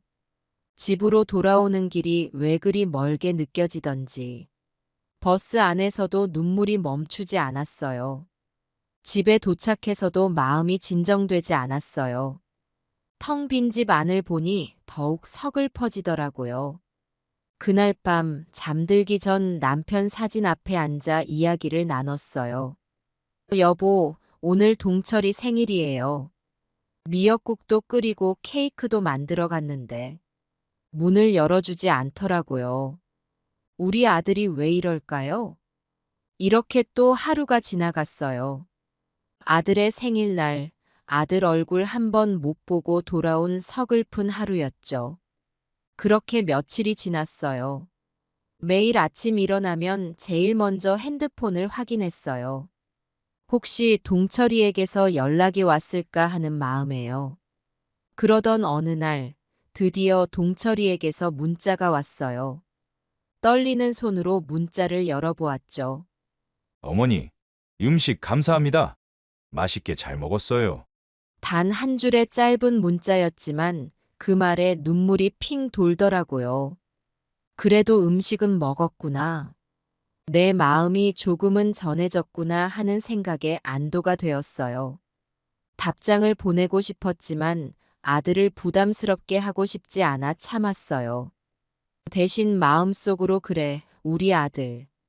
맛있게 먹었다니 다행이다 하고 중얼거렸죠. 그날 이후로 조금은 마음이 편해졌어요. 비록 짧은 문자 한 통이었지만 오랜만에 아들과 소통했다는 사실이 기뻤거든요. 노인정에 가서 친구들에게 이 소식을 전했어요. 다들 축하해 주시더라고요. 봐요. 시간이 지나면 좋아진다고 했잖아요. 김영호 할아버지가 격려해 주셨어요. 그래요, 이연심 씨. 기망을 잃지 말아요. 조금씩 나아질 거예요. 그 말을 듣고 보니 정말 그런 것 같았어요. 처음에는 문도 안 열어주더니 이제는 짧게나마 연락을 해오는 걸 보면 조금씩 변하고 있는 게 아닐까 하는 생각이 들었죠. 그날 이후로 저는 매일 아침 기도를 했어요. 우리 동철이가 건강하고 행복하게 살 수 있게 해주세요. 그리고 언젠가는 다시 엄마에게 돌아올 수 있게 해주세요. 비록 지금은 멀어져 있지만 언젠가는 다시 가까워질 수 있을 거라는 희망을 품게 되었어요. 그 희망이 저를 살아가게 하는 힘이 되었답니다. 어느 날 아침 일어나려는데 갑자기 허리에 찌릿한 통증이 느껴졌어요. 아이고, 이게 뭔 일이야? 저는 깜짝 놀랐어요. 평소에도 가끔 허리가 아팠지만 이날은 유독 심했어요. 아침 산책도 못 갈 정도로 아파서 걱정이 되더라고요. 이러다 큰 병이라도 걸리면 어쩌지 하는 생각에 병원에 가보기로 했어요. 혼자 병원에 가려니 서글픈 마음이 들었어요. 예전에는 아프다고 하면 동철이가 얼른 와서 병원에 데려가곤 했는데 말이에요. 그래도 용기를 내어 집을 나섰어요. 버스를 타고 가는 동안 여러 가지 생각이 들더라고요. 검사 결과가 나쁘면 어떡하지? 동철이한테 알려야 하나? 병원에 도착해서 접수를 하고 차례를 기다렸어요. 주변을 둘러보니 젊은 사람들은 대부분 누군가와 함께 와 있더라고요. 저 혼자 앉아 있으니 더 외롭게 느껴졌어요. 드디어 제 차례가 되어 진료실에 들어갔어요. 의사 선생님께 증상을 설명하고 검사를 받았죠. 이연심 씨, 다행히 큰 문제는 없으세요. 다만 스트레스로 인한 근육 경직이 심해 보이네요. 의사 선생님의 말씀에 안도의 한숨을 쉬었어요. 평소에 스트레스를 많이 받으세요? 가족 문제라든지. 의사 선생님의 물음에 잠시 말문이 막혔어요. 눈물이 날 것 같았지만 꾹 참았죠. 네, 조금 그렇네요. 간단히 대답하고 말았어요. 스트레스를 줄이는 게 중요해요. 그리고 가벼운 운동을 시작해보는 건 어떨까요? 산책이나 수영 같은 거 말이에요. 의사 선생님의 조언을 듣고 고개를 끄덕였어요. 진료를 마치고 나오는데 마음이 조금은 가벼워졌어요. 다행히 큰 병은 아니구나 하는 안도감이 들었거든요. 약국에 들러 처방받은 약을 타고 병원을 나서려는 순간이었어요. 어머니? 깜짝 놀라 고개를 돌렸어요. 동철이와 미경이가 서 있었어요. 어머, 동철아. 미경아. 너무 놀라 말이 제대로 나오지 않았어요. 동철이가 걱정스러운 표정으로 다가왔어요. 어머니, 왜 병원에 오셨어요? 어디 아프세요? 순간 눈물이 날 것 같았어요. 오랜만에 듣는 아들의 목소리, 그리고 걱정하는 모습에 가슴이 뭉클해졌죠. 아니, 그냥 허리가 좀 아파서. 떨리는 목소리로 대답했어요. 동철이의 표정이 복잡해 보였어요. 죄책감, 걱정, 당혹감이 뒤섞인 것 같았죠. 왜 연락 안 하셨어요? 제가 모시고 올 수 있었는데. 동철이의 말에 가슴이 아팠어요. 그동안 연락해도 받지도 않더니 하는 생각이 들었지만 말하지 않았어요. 괜찮아, 별거 아니야. 그냥 검진 받으러 온 거야. 하고 웃으며 말했죠. 미경이도 어색한 표정으로 물었어요. 어머니 많이 아프셨어요? 아니야, 괜찮아. 검사도 했는데 큰 문제 없대. 안심시키려고 애썼어요. 어머니, 저희가 모셔다 드릴게요. 집에 가시는 거죠? 순간 망설여졌어요. 정말 나를 데려다 주려는 걸까? 아니면 의무감에 그러는 걸까? 하지만 이내 마음을 다잡았어요. 그래, 고마워. 근데 너희 병원엔 왜 왔니? 동철이가 잠시 머뭇거리더니 대답했어요. 아, 그냥 미경이가 감기 기운이 있어서요. 뭔가 숨기는 것 같았지만 더 묻지 않았어요. 병원을 나와 동철이의 차에 탔어요. 차 안에서는 어색한 침묵이 흘렀어요. 동철이는 운전에 집중하는 척했고 미경이는 창밖만 바라봤죠. 집 앞에 도착해서 내리려는데 동철이가 말했어요. 어머니, 저희가 연락도 잘 안 드리고 죄송해요. 그 말을 듣는 순간 눈물이 났어요. 괜찮아, 동철아. 너희도 바쁘고 힘들겠지. 엄마는 이해해. 떨리는 목소리로 대답했어요. 동철이와 미경이가 서로 눈치를 보더니 미경이가 말했어요. 어머니, 다음에 저희가 찾아뵐게요. 꼭이요. 그 말에 가슴이 벅차올랐어요. 그래, 기다릴게. 언제든 와. 환하게 웃으며 대답했어요. 집으로 들어와 문을 닫는 순간 눈물이 쏟아졌어요. 기쁨과 서러움이 뒤섞인 복잡한 감정이었죠. 그날 밤 남편 사진 앞에 앉아 이야기를 나눴어요. 여보, 오늘 동철이를 만났어요. 아직 우리 아들 마음에 엄마가 있더라고요. 비록 우연한 만남이었지만 그 짧은 시간 동안 느낀 아들의 마음이 저를 위로해 주었어요. 언젠가는 다시 예전처럼 가까워질 수 있겠지 하는 희망이 생겼답니다. 병원에서 우연히 만난 후 동철이가 조금씩 변하기 시작했어요. 일주일에 한 번씩 전화가 오더라고요. 어머니, 잘 지내세요? 건강은 어떠세요? 하고 물어보는 게 어색해 보였지만 그래도 기뻤어요. 처음엔 짧게 통화하다가 점점 이야기 시간이 길어졌어요. 동철이의 회사 이야기도 듣고 미경이의 근황도 들을 수 있었죠. 비록 얼굴을 보진 못해도 목소리라도 들을 수 있어 행복했어요. 어느 날은 동철이가 어릴 적 이야기를 하다가 웃음이 터지기도 했어요.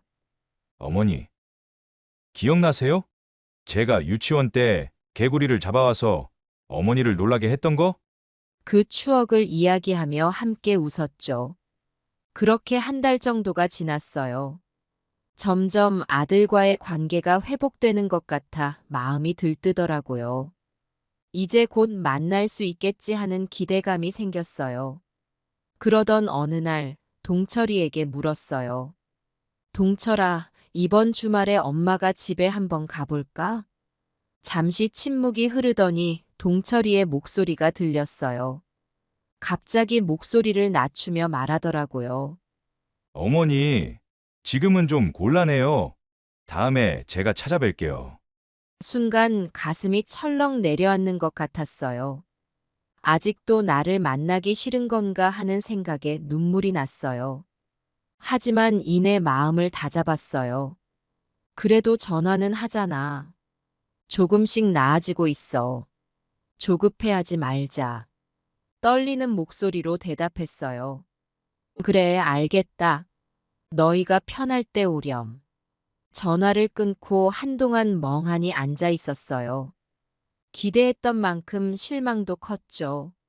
노인정에 가서 친구들에게 이야기했어요. 아들이 연락은 하는데 아직 만나주진 않네요. 김영호 할아버지가 위로해 주셨어요.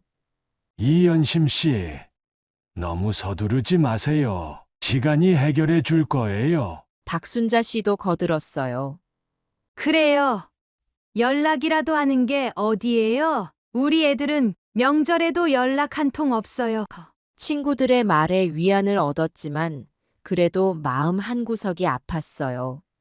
집에 돌아와 남편 사진을 보며 이야기했어요. 여보, 우리 동철이가 아직 엄마를 만나기 싫어하나 봐요. 내가 뭘 그렇게 잘못했을까요? 그날 밤 잠을 이루지 못하고 뒤척였어요. 동철이의 어릴 적 모습, 결혼식 날의 모습, 그리고 최근의 냉담한 태도가 머릿속을 맴돌았죠. 다음 날 아침 일어나 보니 눈이 퉁퉁 부어 있더라고요. 거울을 보며 한숨을 쉬었어요. 이러다 동철이가 볼까봐 더 만나주기 싫어하면 어쩌지. 하지만 이내 마음을 다잡았어요. 아니야, 포기하면 안 돼. 조금씩 나아지고 있잖아. 그날부터 더 열심히 운동을 하고 건강 관리를 했어요. 언젠가 동철이를 만날 때 건강한 모습을 보여주고 싶었거든요. 일주일이 지나고 동철이에게서 또 전화가 왔어요. 어머니, 잘 지내세요? 여전히 어색한 목소리였지만 그래도 반가웠어요. 이번엔 제가 먼저 말했어요. 동철아, 너희가 편할 때 오렴. 엄마는 언제든 기다리고 있을게. 잠시 침묵이 흐르더니 동철이가 대답했어요. 네, 알겠어요. 곧 시간 내서 갈게요. 그 말을 듣고 안도의 한숨을 쉬었어요. 비록 지금은 만날 수 없지만 언젠가는 꼭 만날 수 있을 거라는 희망이 생겼거든요. 아들의 마음이 열릴 때까지 기다리며 그동안 제 삶을 더 풍요롭게 만들기로 했죠. 노인정에서 새로운 취미를 배우기 시작했어요. 꽃꽂이도 하고 서예도 배웠죠. 바쁘게 지내다 보니 시간도 빨리 가고 마음의 상처도 조금씩 아물어갔어요. 가끔은 동철이의 어릴 적 사진을 보며 추억에 잠기기도 했어요. 저 때는 엄마 품에서 떨어지지 않으려고 했는데 세월이 참 빠르구나. 그렇게 하루하루를 보내며 기다렸어요. 언젠가 동철이가 먼저 찾아와 어머니, 보고 싶었어요. 하고 말해줄 날을 기다리며 말이에요. 비록 지금은 거절당했지만 그 거절이 영원할 거라고 생각하지 않았어요.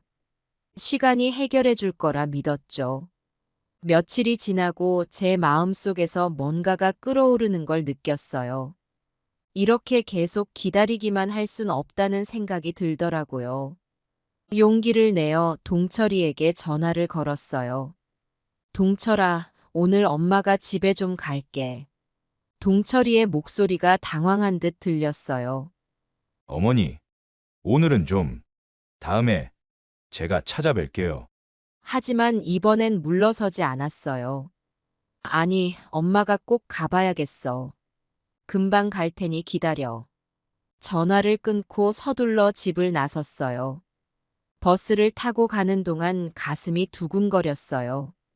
아들 집 앞에 도착해서 심호흡을 했어요. 괜찮아, 이제 만나야 할 때야. 스스로를 다독였죠.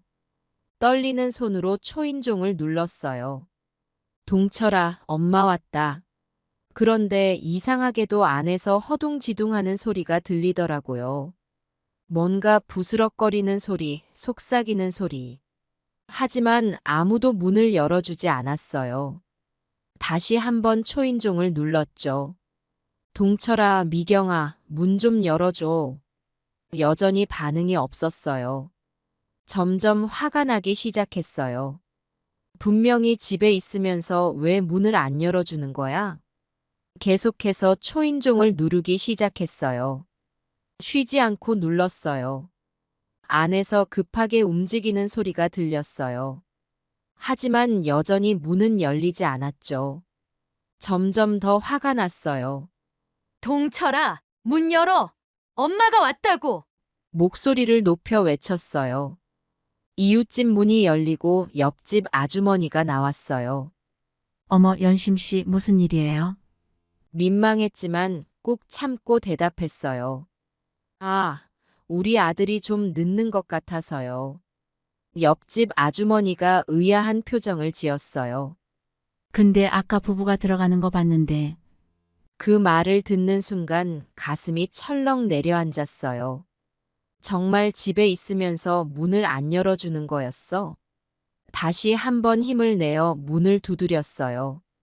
동철아, 엄마인 줄 알잖아. 왜 문을 안 열어? 하지만 여전히 침묵뿐이었어요. 눈물이 나려는 걸 꾹 참았어요. 한참을 그렇게 서 있었어요. 문이 열리기를 바라면서. 하지만 끝내 문은 열리지 않았어요. 한참을 기다리다 지쳐갈 무렵 갑자기 문이 열렸어요. 며느리 미경이가 나왔는데 당황한 기색이 역력했죠. 어머니, 왜 이러세요?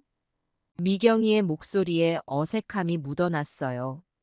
순간 참았던 감정이 폭발해 버렸어요. 너희들 왜 이러는 거니? 내가 그렇게 싫으냐? 어머니, 저희도 사정이 있어요. 매번 찾아오시면 곤란해요. 사정? 무슨 사정? 난 그저 내 아들, 며느리 얼굴 보고 싶어 온 것뿐인데. 어머니, 저희 생활도 있고 프라이버시도 있잖아요. 프라이버시? 난 그저 가끔 보러 오겠다는 건데. 그게 뭐가 문제니? 어머니, 저희도 어른이에요. 저희 삶을 존중해 주세요. 존중? 내가 언제 너희 삶을 존중 안 했니? 난 그저 내 아들 얼굴 보고 싶어서 온 거야. 어머니, 그게 아니라. 그게 아니면 뭐니? 내가 뭘 그렇게 잘못했는지 말해봐. 어머니, 저희를 너무 자주 찾아오시잖아요. 저희도 시간이 필요해요. 자주? 내가 언제 자주 왔다고 그러니? 어쩌다 한 번 온 건데. 그리고 내가 왔을 때 문 열어준 적 있니? 그래도 어머니, 미리 연락도 없이 이렇게 갑자기 오시면. 연락? 연락했잖아. 오늘 오겠다고 동철이한테 전화했어. 그래도 저희가 안 된다고 했잖아요. 그런데도 오셨잖아요. 그래 왔다. 내 아들 얼굴 보고 싶어서 왔어. 그게 그렇게 잘못된 거니? 어머니, 저희도 삶이 있어요. 매번 어머니 편의에 맞출 순 없잖아요. 편해? 난 그저 가족으로 지내고 싶은 것뿐인데 그게 편의를 봐달라는 거니? 어머니, 그렇게 말씀하시면 저희도 할 말이 없죠. 그래. 너희가 할 말이 뭐가 있겠니? 이렇게 문전박대하면서. 어머니, 저희가 언제 문전박대를 했다고 그러세요? 지금 들어오시라고 문 열어드렸잖아요. 방금 전까지 문도 안 열어주더니 그게 문전박대가 아니면 뭐니? 저희가 준비가 안 됐었어요. 갑자기 오셔서. 준비? 엄마 오는데 무슨 준비가 필요하다고 그러니? 어머니, 저희 집이에요. 저희도 프라이버시가 있다고요. 또 프라이버시 같은 소리 안 해? 내가 너희 방에 들어가자고 했니? 그저 거실에서 얼굴 보고 이야기 좀 하자는 건데. 어머니, 그게 문제가 아니에요. 저희의 생활 리듬을 존중해 주셨으면 해요. 생활 리듬? 도대체 어떤 생활 리듬인데? 어머니, 저희도 스트레스 받아요. 매번 어머니가 오실 때마다 신경 쓰이고. 신경 쓰여? 문이나 열어줘 봤냐고. 어머니, 저희도 가족이에요. 저와 동철이 우리 둘만의 가족이라고요. 그래? 난 가족이 아니란 거지? 어머니, 그게 아니라. 그게 아니면 뭐니? 방금 너희 둘만의 가족이라며? 어머니, 말씀을 곡해하지 마세요. 저희도 어머니를 가족으로 생각해요. 하지만 뭐? 말해봐, 미경아. 하지만 어머니, 저희에게도 시간이 필요해요. 저희만의 시간이. 시간? 내가 너희 시간을 다 빼앗아 가기라도 한다는 거니? 그게 아니라 어머니, 저희도 둘만의 생활이 있어요. 그걸 이해해 주셨으면 해요. 이해? 내가 뭘 이해를 못한다고 그러니? 난 그저 어쩌다 한 번씩 찾아왔을 뿐이야. 너네가 얼굴을 비췄으면 찾아오지도 않아. 어머니, 그게 아니라 저희도 어머니를 뵙고 싶어요. 하지만 저희가 연락드릴 때. 그래, 너희가 연락할 때 그게 언제가 될지 누가 알겠니? 어머니, 저희를 믿어주세요. 꼭 연락드릴게요. 믿어? 지금까지 너희를 믿고 기다렸잖아. 언제까지 기다려야 되는데? 어머니, 저희도 노력하고 있어요. 조금만 더 시간을 주세요. 시간? 얼마나 더 기다려야 하니? 어머니, 저희도 지금 어려운 시기를 보내고 있어요. 이해해 주세요.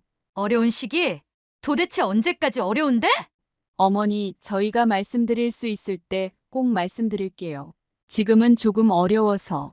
그때였어요. 무슨 일이에요? 동철이의 목소리가 들렸어요. 동철아, 이게 다 무슨 소리야? 너가 이럴 줄 몰랐다. 어머니, 진정하세요.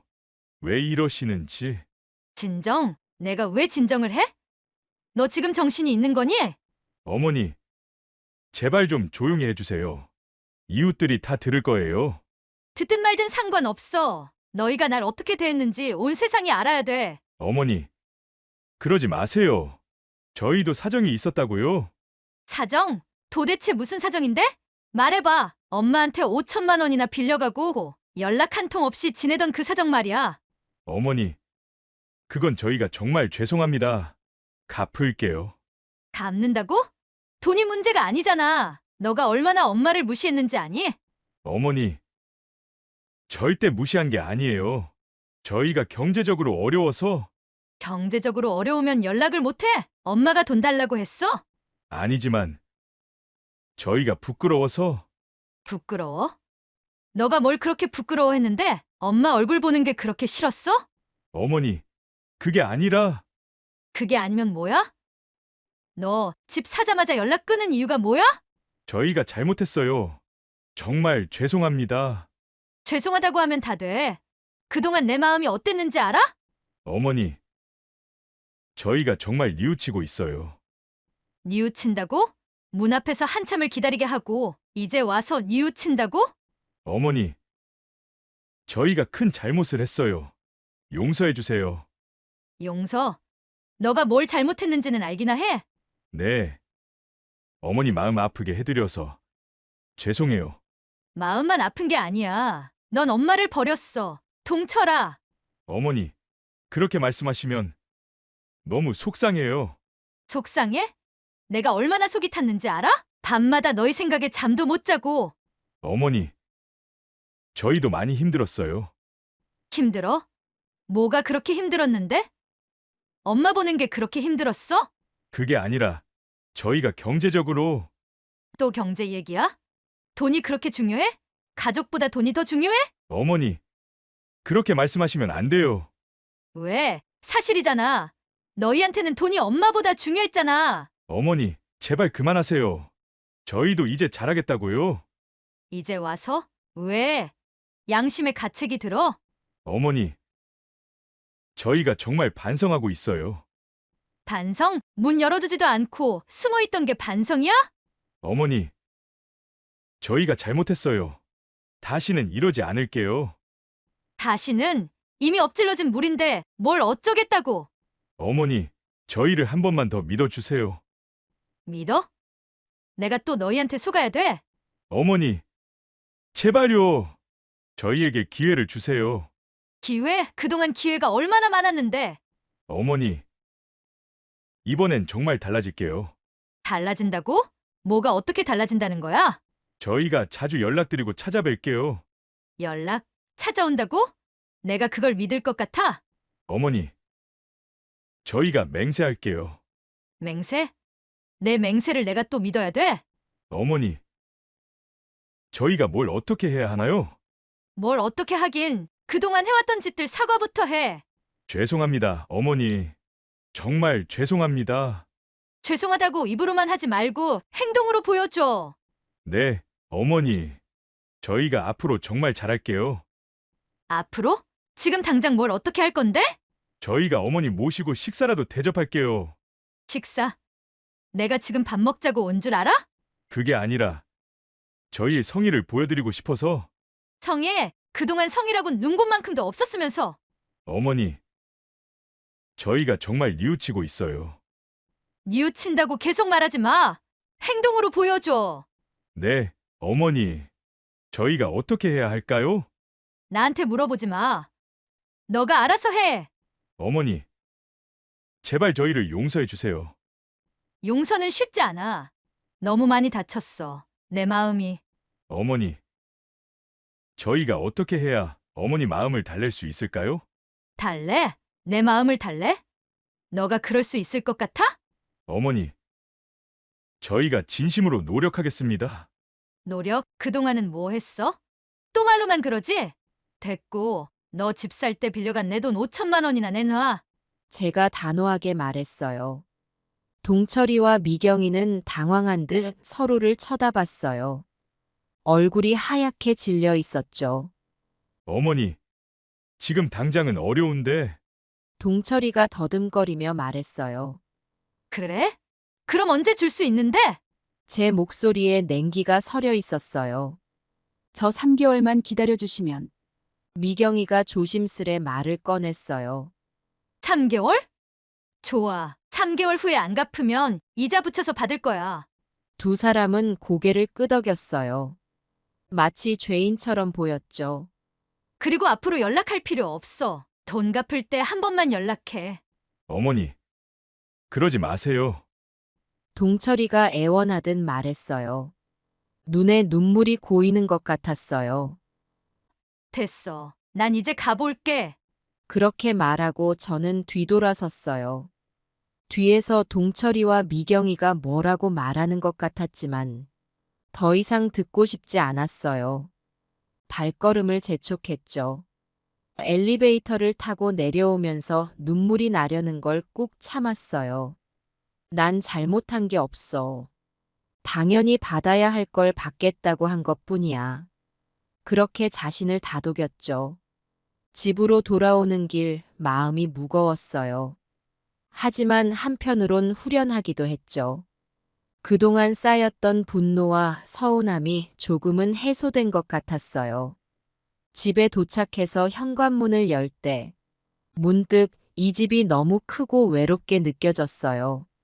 예전에는 동철이가 자주 왔었는데 그 생각을 하자 또 눈시울이 붉어졌어요. 그날 밤 잠을 이루지 못하고 뒤척였어요. 동철이의 어릴 적 모습, 결혼식 날의 모습, 그리고 오늘 본 냉담한 표정들이 계속 머릿속을 맴돌았죠. 다음 날 노인정에 갔어요. 친구들이 제 얼굴을 보더니 무슨 일 있냐고 물어보더라고요. 있었지, 큰일이. 한숨을 쉬며 말했어요. 무슨 일인데? 얼굴이 안 좋아 보여. 김영호 할아버지가 걱정스레 물었어요. 저는 어제 있었던 일을 모두 이야기했어요. 동철이에게 돈을 빌려주고 연락이 끊겼던 일, 어제 찾아가서 있었던 일 모두요. 이야기를 하는 동안 목이 메어 몇 번이나 말을 멈췄어요. 아이고, 그랬었구나. 어떻게 자식이 그럴 수가 있어. 박순자 씨가 놀라며 말했어요. 그래, 세상에. 우리 자식들도 문제지만 그 정도는 아닌데. 다른 분들도 한마디씩 거들었어요. 그래서 어떻게 하기로 했어요? 김영호 할아버지가 물었어요. 3개월 후에 돈 받기로 했어요. 그때까지 연락도 하지 말라고 했고요. 잘했어. 자식이라고 다 받아줘야 하는 건 아니야. 누군가가 말했어요. 친구들의 위로에 마음이 조금 편해졌어요. 하지만 여전히 가슴 한구석이 아팠죠. 제 결정이 옳았는지 자꾸 의심이 들었어요. 이연심 씨, 너무 마음 아파하지 마. 시간이 지나면 나아질 거야. 박순자 씨가 제 손을 잡으며 말했어요. 그래요. 그래도 내 자식인데 이렇게 됐다니 너무 서럽네요. 그 마음 이해해요. 하지만 연심 씨는 잘못한 게 없어요. 권리를 찾은 거지. 김영호 할아버지가 말씀하셨어요. 그 말을 듣고 보니 그런 것 같기도 했어요. 제가 잘못한 게 아니라 당연히 해야 할 일을 한 거죠. 하지만 그래도 마음 한구석이 계속 쓰리더라고요. 집에 돌아와 남편 사진을 보며 중얼거렸어요. 여보, 내가 잘한 걸까요? 너무 심했나요? 사진 속 남편은 미소만 짓고 있었어요. 그 미소가 오늘따라 쓸쓸해 보였어요. 이제와 생각해보니 이번 일을 통해 제 자신을 되찾은 것 같아요. 그동안 자식 생각에 제 삶을 잃어버렸던 것 같았거든요. 항상 동철이만 생각하며 살았는데 이제는 제 인생도 돌아볼 수 있게 된 것 같아요. 앞으로는 저 자신을 위해 살아야겠어요. 자식 때문에 울고 웃는 게 아니라 제 인생을 살아야겠다고 다짐했어요. 그동안 미뤄뒀던 일들을 하나씩 해나가려고 해요. 요가 교실도 다니고 그림 그리기도 배워볼 생각이에요. 물론 아직도 가슴 한구석이 아프긴 해요. 밤에 잠들기 전 동철이 생각이 나서 눈물을 흘릴 때도 있어요. 하지만 이제는 그 아픔을 딛고 일어설 수 있을 것 같아요. 더 이상 그 아픔에 묶여있지 않으려고 해요. 3개월 후에 동철이가 어떤 모습으로 나타날지, 정말 돈을 갚으러 올지 모르겠어요. 솔직히 말하면 돈보다는 동철이의 진심 어린 사과가 듣고 싶어요. 하지만 그건 그때 가서 생각하기로 했어요. 지금은 제 마음을 추스르는 게 더 중요해요. 지금은 제 삶에 충실하고 싶어요. 그동안 미뤄둔 취미 생활도 하고 친구들과 여행도 다니고 싶어요. 내일은 박순자 씨와 등산을 가기로 했어요. 높은 곳에 올라가서 넓은 세상을 보면 마음이 조금은 편해질 것 같아요. 이제야 알겠어요. 진정한 행복은 남이 아닌 제 안에 있다는 걸요. 동철이가 효도를 해줘야만 행복한 게 아니라 제가 스스로 행복해질 수 있다는 걸 깨달았어요. 앞으로는 저를 위해 살아갈 거예요. 그게 결국 동철이를 위한 길이 될지도 모르겠네요.